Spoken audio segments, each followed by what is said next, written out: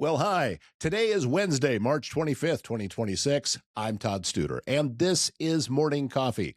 Coming up today, well, actually, this is happening on both shows today. We are featuring Pottawattamie Conservation, and we're talking with some of the folks that work for the county that make these parks so great for all of us. And today you're in for a treat because Chad Graeve is in. Chad is the operations supervisor, and he does a deep dive into what is going on at Hitchcock, some of the prescribed burns, the why behind it, why it is so important that we preserve the native prairie grasses, and what's happening with tree removal and everything that's going on out there. And he's going to explain why it's all going on in a way that even I could understand it. So it's a wonderful conversation, and I look forward to you hearing it. It is Chad Graeve of Pottawattamie Conservation joining us today on Morning Coffee.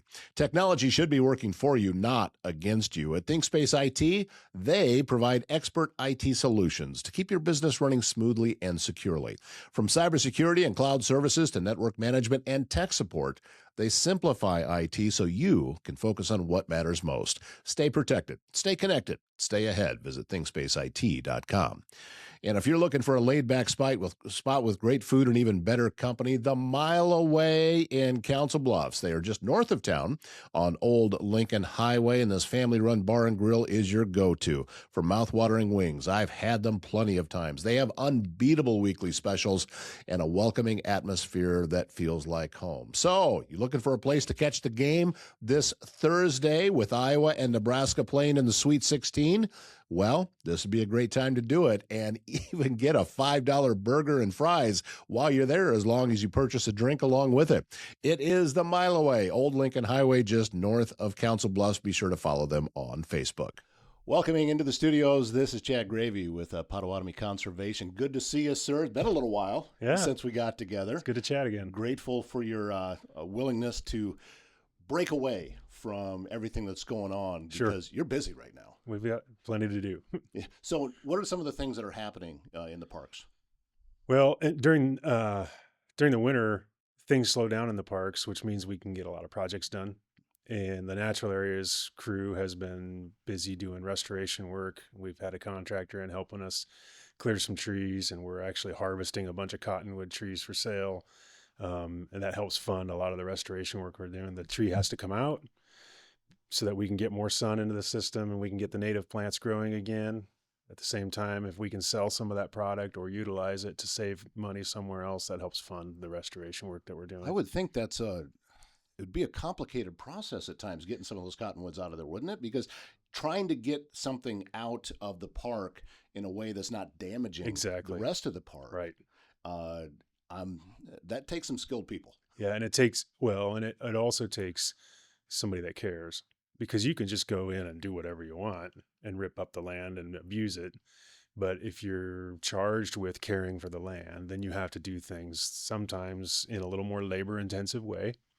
And sometimes in a slower way, just to be careful. How many trees do you think were taken out? I mean, is it going to be a noticeable difference? Yeah. There's 3 different areas. One area that they were working on last summer and they finished up this winter, that's a ridge, and there's about 6.5 acres there. And then there's another area that's a hillside that's just a few acres that they cleared. And then we just are wrapping up, actually, hopefully today and tomorrow, we're wrapping up another 5 acres, and then we'll overseed that. The other areas have been seeded. Sometimes when we're clearing, we don't have to seed because there's still some of the germ material there. Some of the plants are just hanging on in the shade. Mm-hmm. And some areas we have to seed and reestablish. When that happens, is there a difference in the ecosystem that different plants start to come in because they thrive more in the shade? So that's going to change now? So every area is a little bit different, but there are some of the areas at Hitchcock were wooded historically, but with fire suppression, they became too dense. And so the plants that are supposed to be there are there, but they're sun starved. And so they're just diminutive little struggling plants. And we can go in and thin that out and get more light in there, and then they come back. And then there are other areas that historically were prairie, and they have converted to trees, and there's really no germ material left. It shaded out all the prairie plants. There are no real woodland plants there. And so we do a reset in those areas where we just clear the trees and we plant the prairie. Did the trees come in because of the fire suppression? Yes, most of the trees were here in their place. But then when fire was removed from the landscape and when grazing practices were changed, that allowed the trees to overtake and become too dense. So what happens then after this process is done and the native plants start to come back and thrive again? What does that mean? What happens from that point? Well, so some people will say, well, why not just leave the trees? Why do you have to have these native plants here? And the root system of the herbaceous plants, the grasses, the sedges, the wildflowers, those deep perennial root systems in this deep loess soil do a better job of holding the soil than the trees do. And so, number one, we hold the soil better, and loess is incredibly erodible. So that's important. But then the other thing that a lot of people don't realize is that the prairie it's a sponge. So when it rains, 96% of the rain soaks into the ground in a prairie, where in a cornfield or a bean field or a degraded woodland, 40 to 60% of the rain runs off. And every living thing needs water to live. And so if we can take water from the heavens as a gift and receive it with gratitude and soak in, we're nurturing life right there.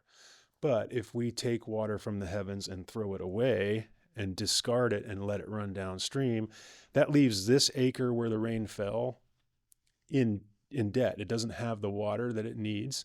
Plus, too much water is running downstream with erosive energy. And that's why Iowa floods. It's interesting to me that, in the 90s and the early 2000s, and even continuing today, we continue to get floods in Iowa. And you'll hear scientists say, this is a 500-year flood. And people look at them like, this just happened 5 years ago. What are you talking about, 500-year flood? But what they're referring to is that historically, when the land was healthy, a flood like that would have happened maybe once every 500 years. It's happening more frequently today, and our culture says, oh, it rained too much. It's not that it rained too much. It's been raining for eons. Yeah. It's that we've converted Iowa from a sponge to a countertop. And so now the water runs instead of soaking in. And it's because we changed the plant communities across 85% of Iowa. That explains so much. I'm flashing back to when I was a kid growing up in northwest Iowa, and there was a river just not very far north of where I grew up. Seemed like it flooded every year, and it was coming out close to the highway and at times even covering the highway. And there's a lot of farm ground out there, and I always wondered, who owns this and why are you even bothering? Because you flood every year. Right.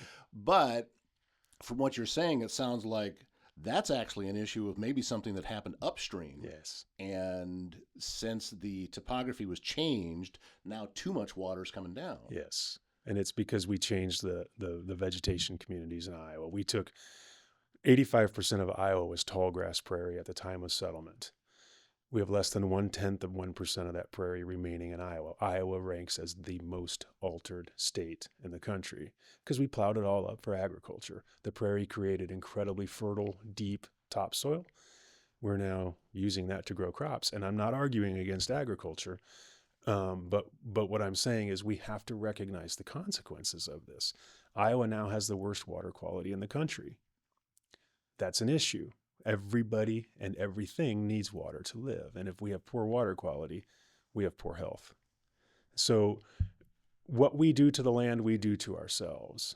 And then when it floods and we say it rained too much, or we say that farmer put their field in the wrong place, it's like over time, people learn that whenever there's human conflict, it's not just the one person that's at fault. I'm also at fault, right? So it takes two to tango, and we have a tendency to want to blame everybody else except ourselves. But when we start to accept responsibility, that's when human relationships start to repair. And same thing with the land. Our human relationship with the land is broken. And we look at the land like it's a commodity and like it's something that we can force to do what we want it to do our will. And when we do that, we ignore the basic biological principles. So water needs to soak in instead of run off. We need deep-rooted perennial plants in order to facilitate deep topsoil, rich topsoil. We also need deep-rooted perennial plants, the native plants that belong here, to promote infiltration of water instead of running off. And then we won't have the problems with flooding like we do now. With the work that's going on right now at Hitchcock, does it expand past Hitchcock?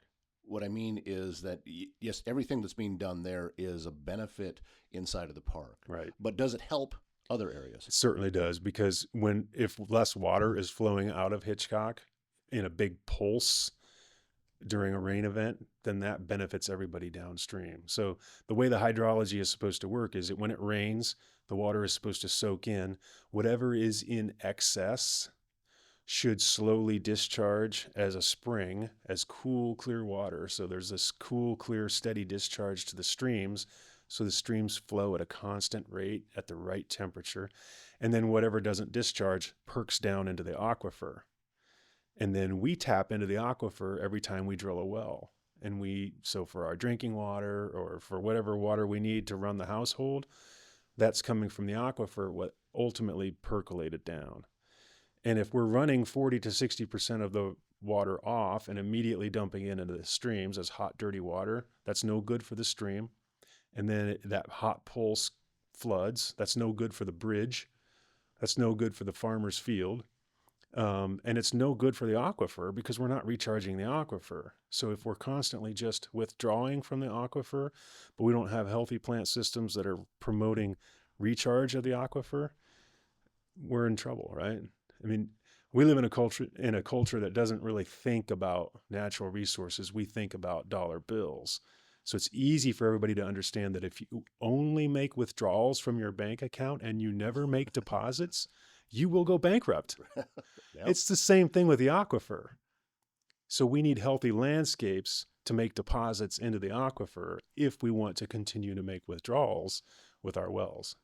Guys like me, we go to Hitchcock and we hike and we look at the trees and we look at nature. And I love it down in the valley where it's canopied, especially in the spring when all the leaves are really new. And I get a wonderful feeling there. But there's so much more that's going on. That's right. Past what the hikers even can comprehend, I think. Right. Can I give you another example of how what we're doing at Hitchcock benefits the larger whole? Every year at Hitchcock, we conduct prescribed burns, and that's largely because the land needs that. Fire it's an important part of the process on the landscape. It's just part of the rhythm of how the land works. And so we're burning and we're seeing that the land is healthier as a result. But several years ago in the spring, we had extremely dry conditions, and we had a day. It was really hot, dry, and windy, and those are perfect conditions for wildfires. And on the Union Pacific Railroad line, there was a train that was northbound that was sparking, and it started wildfires starting near the Crescent Rock Quarry, and for several miles, it was sparking wildfires, and we had a massive response of fire departments that were coming to respond to that, and it was threatening infrastructure. When the train got to Hitchcock, no fires started for the whole 1.5 mile stretch along the tracks where Hitchcock is. And then north of Hitchcock, where there's no prescribed burning happening anymore, fires started up again. And so where there was no prescribed fire, fires were starting. Where we do prescribed fire regularly, no fires started. And then north of there, where there's no prescribed fire happening, wildfires started again. And so in addition to helping the system be healthy, we're reducing the fire risk by conducting prescribed burns. How is it that I am just now hearing about this? Have I been living under a rock, or was this just not common knowledge? I didn't hear anybody reporting about this. Nobody reported about it, no. That is fascinating of one little area, because I remember those fires, and it just seemed like every time that things would get under control, they'd spark back up again and start a lot of smoke, and you could smell it for miles and miles and miles. But I had no clue. Yeah. But that is a perfect example of the work that you guys are doing out there. How often through the year do those prescribed burns happen? Is it like in a certain segment, or does it happen all year? Well, so the majority of fire we try to conduct in the fall after a killing frost when the biological system is going dormant, the plants are going into winter dormancy. And the reason we try to do that is because that's when the Native Americans were doing it. Most of the fire that was happening historically in the Great Plains was the indigenous people lighting, and their custom was to light after a killing frost, and fire would just move across the landscape. Um, there are settlers' accounts that give us that history, and one of the accounts says that their custom was to burn after the killing frost, and whatever they didn't get burned in the fall, they would burn it as soon as they could in the spring. And we kind of follow that rhythm. So most of our fire at Hitchcock happens in the fall, but last fall we didn't get a lot done, so we're continuing to burn this spring. We do a lot of spring prescribed fire on our other properties because we can't get it all done in the fall. The fall is a narrow window. Spring is a little broader window, and so we can get more done. So we burn most of our acres fall and spring. We will burn in the winter if conditions are dry, and we do a little bit of prescribed burning in the summer. Not a lot. Is it dependent on just the exact right weather conditions for you to be able to do that? Yeah, it depends on our ecological objectives, what we're trying to accomplish. So a summer fire does different things than a fall fire, does different things than a spring fire. And so ecological objectives certainly play into that, but also weather conditions play into it. We do have to pick the right day. I know it's all over the news right now about what's happening out in western Nebraska, Right. and the fires just getting out of control. Me connecting dots here, Uh-huh. what I'm now imagining is the management out there of the land is made it conducive for fires to get out of control, where around Hitchcock that's not the case. Would that be an accurate way of looking at it? Yeah, so Western Nebraska is a little bit of a different story. That's predominantly ranching country. There is row crop agriculture that happens there as well, but ranching and haying is in Western Nebraska what most landscapes are how they're being utilized.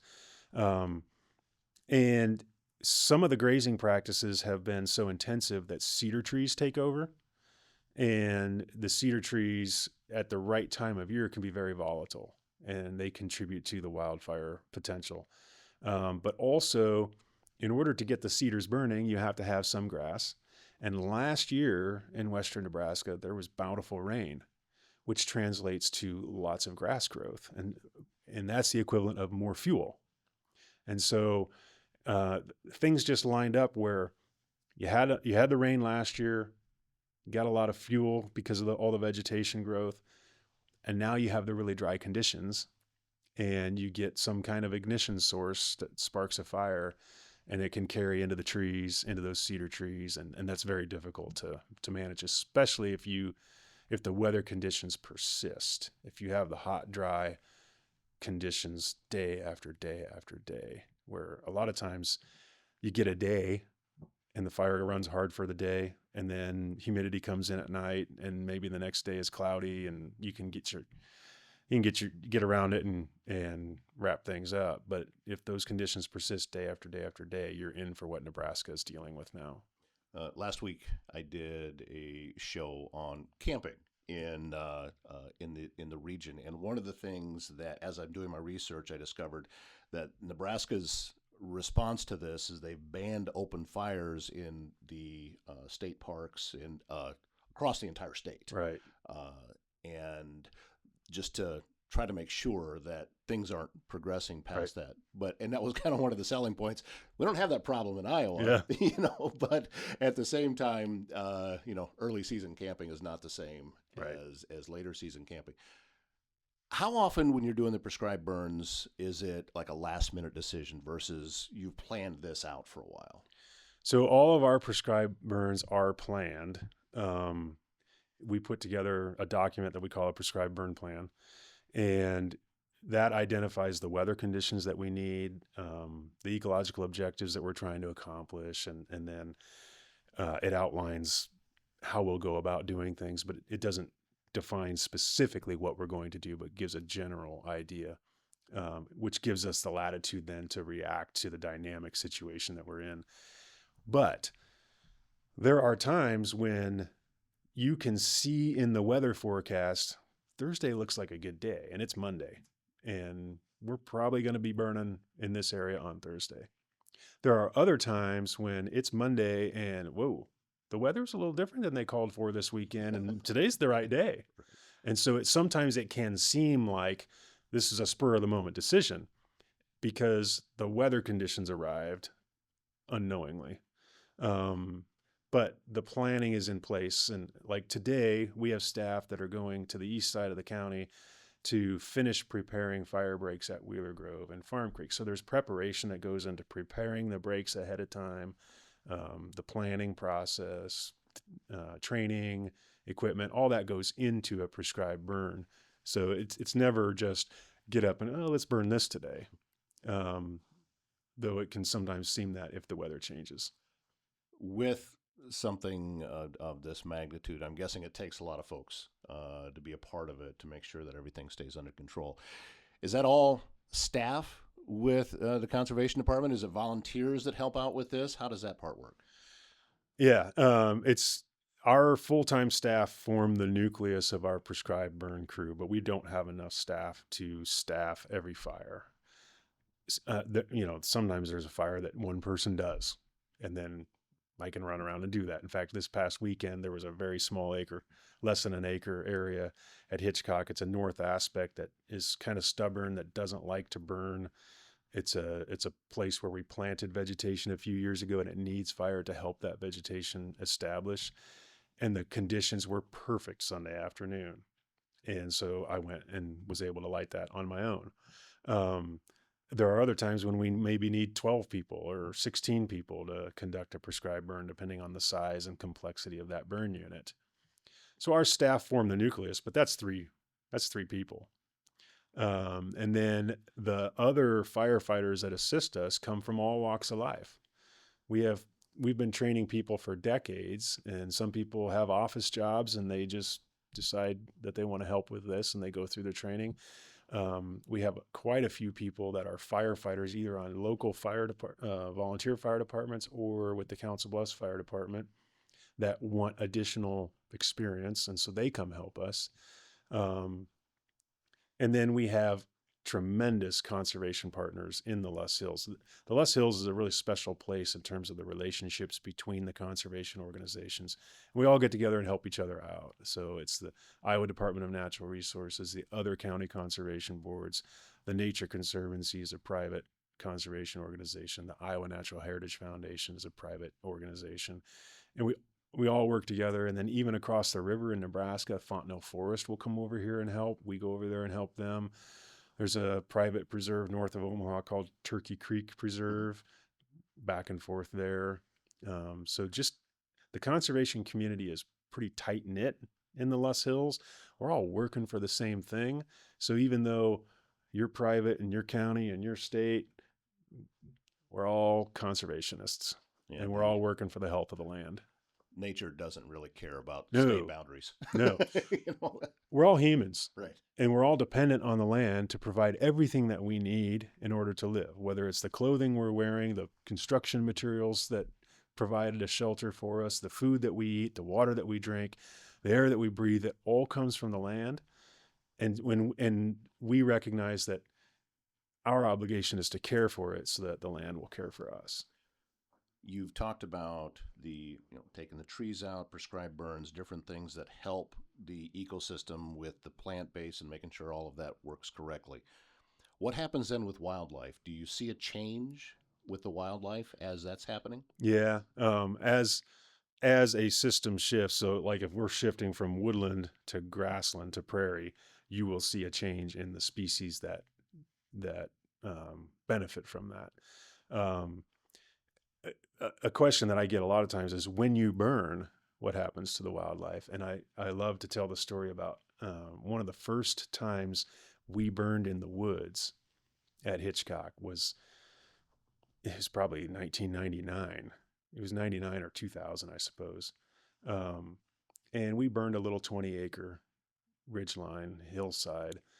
And we did a classic ring fire sequence where we start in one spot and we progress around and we light the whole thing, and then the fire moves into the center. And the fire was working through the woods, and I was walking around monitoring things, and I could hear something rustling around in the woods down there, and there's fire moving in, and the fire it's flame lengths like 12 to maybe 18 inches tall in a big ring that's slowly munching in. And I looked down in there, and there were 4 deer that were in the unburned area with a ring of fire all the way around them moving in. And they all 4 ran this way and they run into fire, and then they ran this way and they run into fire, and they ran this way. And then they all stopped. And you could just see them take a deep breath. They got in single file.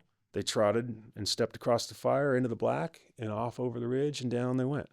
And this was the first time that fire had taken place in the woods in a century or longer. And so these deer maybe live 7 years. So for generations, the deer had not been exposed to fire in that situation. And they were panicked, but then their instincts kicked in, and they just trotted and stepped across the fire into the black, and off they went. They do just fine. And then usually the turkeys and the deer, they'll come back in. When we burn the woods, they'll come back in 30 minutes later and munch on roasted acorns. How about any new species coming in after something like this? Do you start to see different things in the area? So one of the things that I've noticed is I started working at Hitchcock over 30 years ago, and it was incredibly rare to find a prairie race runner. It's a lizard that grows in our remnant high-quality prairies. And I see them all the time now, and I see them in places I never saw them before. And then another interesting is the chipmunk. I remember the first time I saw a chipmunk at Hitchcock, it was 1999, and I was eating lunch in the shop, and a chipmunk came into the shop and was poking around, and I thought, I've never seen a chipmunk here. And I at that point, I'd worked there since 94. So 5 years, I had never seen a chipmunk. And then for a few years, I'd see the chipmunk around the shop, and then I started to see them around the lodge. And then I started to see them around we've got an area that we call the firewood storage area. And now I see them in many places at Hitchcock. So they're expanding their range in the woodlands, just like the prairie race runner is expanding its range in the prairies. And it's just as we've taken the best quality areas and helped the other areas catch up. We've talked now about all the work that you're doing out there. For those of us who like to visit the parks and take advantage of what they have to offer, what should we be mindful of as we're there to make sure we're not causing damage to what's going on? That's such a good question. And I say it's a good question because we are living in a culture that's very disconnected from the natural world, and we don't understand how it works. And so being mindful, asking the question that you just asked is being mindful of our impact. That's where we have to start, is we have to ask, what am I doing that is damaging? Or what am I doing that is consistent with the natural way, that aligns well and complements the natural way instead of constantly bashing up against it? So what we ask our visitors to do is just respect the place first and foremost. And that respecting the place means paying attention to the rules and following those, like pay your user fee, don't park on the grass, park in the parking lot. Don't, if it says no motorized vehicles on the trails, don't take those on the trails. But then also respecting the place means just recognizing it for what it is and enjoying it for what it is. So like a good example of that is, don't come grumbling to me because the hill is steep. Just appreciate that the hill is steep. Yeah, there are some steep hills out there. Yeah, I'm not going to level them. No, I think I've been on just about every trail, and some of them, about halfway up, I said, this was not the wisest move I made. But it's still a great experience to be able to do that. And you're going to see a lot of elevation change all the way through Hitchcock, that even on the trails that are listed as easy, That's not easy in other places. Right. It's just easy in comparison to what it is here, but it is such a unique experience to go out there. I can completely disconnect from all of my responsibilities in life while I'm out there. And it's important to have places to be able to do that. I mean, all the work that you're doing, I deal a lot in the mental health area and, helping out with that. And that is such a huge part of it. If you can get out and connect to nature, it is amazing how much mentally better a person, including me, will feel just being there. It's therapeutic, and it makes sense. It's where we come from. I mean, we've not always lived behind glass. Mm-hmm. And quick story about that. When COVID hit this country and everything shut down, people flocked to the parks because you could go outside and you could distance that way. And Hitchcock was just overrun with people. And we had staff that were working all the time, just showing people where to park, because we all of our parking spaces were full all the time. We were parking them on the grass. And so I had the opportunity to interact with people. And I remember talking to one guy. It was a Tuesday afternoon. And I said, "Have you ever been here before?" And he says, "Yeah, this is my second time. I came on Friday and I left here having never felt better." And then he was back on Tuesday. And I talked to so many people that found therapy. And if you think back to when everything shut down with COVID and how anxious people were and afraid, didn't know what was coming, and panic buying toilet paper and just being outrageous, right? Because they were stressed.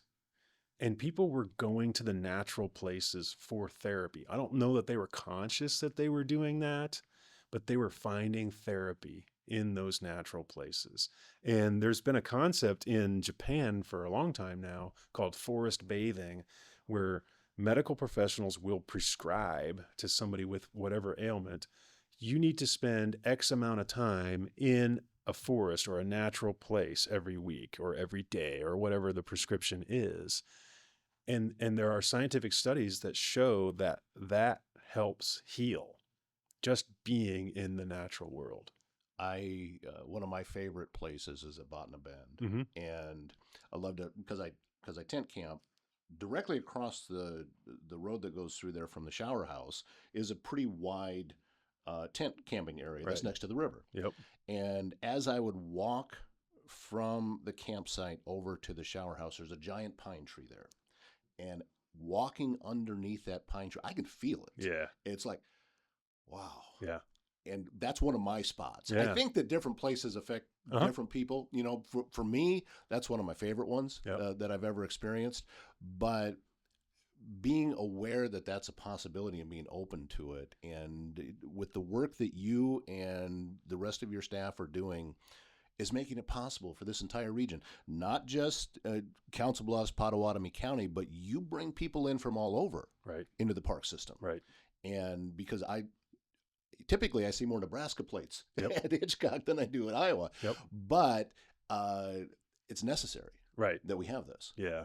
I was criticized years ago by one of our board members because there are more Nebraska plates at Hitchcock than Iowa plates. And I said, look, it's just a numbers game. If you take Hitchcock and you draw a 40-mile radius around it, which is the distance that people are going to drive to go to a park on average, 80% of the people are Nebraska residents in that 40-mile radius. That makes sense. And so it's just a numbers game, right? And we've also been criticized. I was attacked by somebody recently because we now operate the ski hill at Hitchcock, and all of the vehicles there are Nebraska plates. There's very few Iowa plates there. This is terrible. And I was like, look, the ski hill is operating. It's not funded by taxpayer dollars. It's funded by the revenue that it generates. And anybody that does economic development understands that you want to bring outside dollars into your community to benefit your community. And so if we're attracting Nebraska dollars into this county park and this part of a park operation that is funded by the revenue, it's Nebraska dollars funding it. This is good for your local economy. And so I just couldn't understand why that criticism meant so much to him. Well, there's going to be people from other areas because you have to drive a ways to find another place to go skiing. Right. You know, Absolutely. there's We have not people that anything- come from Kansas, Yeah. from Missouri, not very often from Minnesota, but every now and then. I mean, Minnesota has its own ski areas. But we have people that come down from South Dakota just to ski here. I am still have not walked the trail that you built from Hitchcock over to Crescent Hill. I haven't done it yet. You need to. And I need to get on that. And I'm sure I'm going to make it part of a camping trip when I go over there. My only complaint about that is how hard it is to hike into the tent area because my stuff's heavy. Yeah. So it's a workout to get everything down there. But once I'm there, it's very peaceful and it's a wonderful experience. I've never done any of the backcountry camping just because I don't have the backpack gear to be able to get out there, but I know that is very popular. Yes. And one of the few places I think where you can do that in a controlled setting like that, isn't it? Yeah. And it is popular, and it's I always take great joy in seeing the adventuresome souls that do that. People come out in the winter and camp in the winter. I had somebody that showed up on a recent, it was this spring or late winter. We were having a blizzard, and this guy shows up to go camping, and I was like, yes, because we all have gotten so soft, and so, but there are, when I still see humans show up that have some grit, I just, One of my favorite things that I saw on YouTube was a guy had a channel. He's living in the Rockies in a wall tent with his dog. And he's out there with some solar powered battery packs so he can run his computer because he's uploading videos and people are paying him on Patreon. And this is how he's making his living. But I was like, man, this guy's living the dream. Sure. Just completely unplugged. Yeah. And, his day is spent specifically on where am I going to get food today? Yeah. Or I need to make sure I'm knocking snow off the tent throughout the night so it doesn't collapse.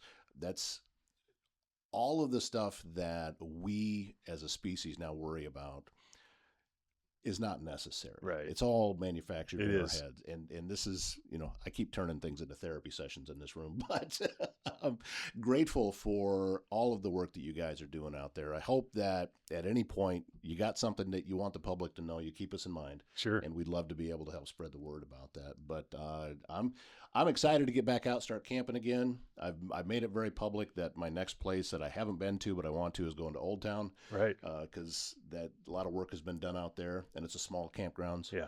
And I'd like to do that before it gets, the bugs come back. Sure. That's the Yes. idea. Yeah. Spring's a great time to go. All right. Chad Graeve, thank you so much for your time. Thanks for and having the me. work that you're doing, and we'll talk again soon. Well, very good. Thanks. I could sit and talk to that man for hours. He is so knowledgeable and so passionate about what he does. Has there ever been a better fit for a position than Chad Graeve as operations manager for Pottawattamie Conservation? I don't know what it is. So thanks again, Chad, for coming in. Had a wonderful time. Learned a lot. Looking forward to the next time. A leak, a clogged drain, a big remodel? Waldstein Plumbing in Council Bluffs has you covered with fast, reliable service and expert craftsmanship, handling everything from small repairs to major installations.